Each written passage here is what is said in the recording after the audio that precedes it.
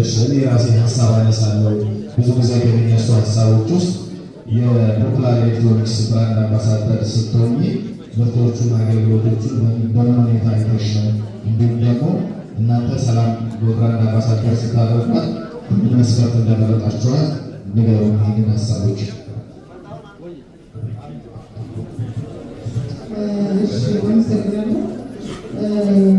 እንግዲህ ከምሰራቸው ፕሮዳክቶች አንዱ ነው። ብዙ ካምፓኒዎችን ያስተዋውቃሉ። ኖርማሊ ስለዛ ፕሮዳክት ይሄ ካምፓኒ በጣም ለረጅም ጊዜ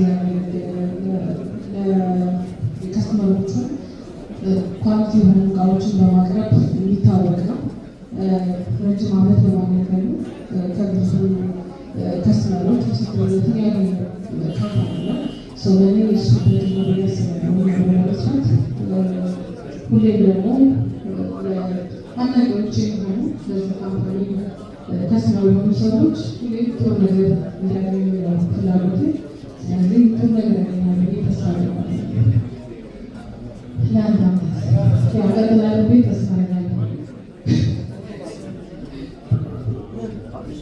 ቅድም ሲገለጽ እንደነበረው ሰላምን የመረጥናት እንግዲህ ተወዳጅ አርቲስት በመሆኗ ብቻ አይደለም፣ ምርቱን አገልግሎቱን በሚገባ ሁኔታ ታስተዋውቅልናለች። አዲስ አበባ ሳይሆን ብቻ በክልል ከተሞችን በደንብ ምርትና አገልግሎቱ እንዲተዋወቅ ህብረተሰቡ ጋር እንዲደርስ ደግሞ የራሷን ሚና ትጫወታለች። አንደኛ እያወራ የነበረው በዲሲፕሊን እንዲሁም ደግሞ ለሙያ ያላት ብቃት እንዲሁም ለስራው ደግሞ ዲዛይን ወይም ምትመጥን በመሆኗ ነው የሚል ነገር አንስተዋል። እጅግ አድርገን እናመሰግናለን። በሚቀጥሉት 1 ዓመታት የዚህ ብራንድ አምባሳደርነቷ የሚቀጥል መሆኑን ተገልጿል ማለት ነው። ምናልባት ገንዘብ ምናምን እንዳትሉ፣ ብዙ ጊዜ አሁን ገንዘብ የተገለጸ አይደለም፣ ግን በሚሊዮን እንደሆነ ሰምቻለሁ። ምን ያህል ሚሊዮን የሚሆን አልናገር። አመሰግናለሁ። ወርቅነህ አሰፋ እባላለሁ ከኤፍኤም አዲስ 97 ከጓዝ ዙሪያ ለሁለታችሁ አንዳንድ ጥያቄ አጠቃላይ ጥያቄ አለ።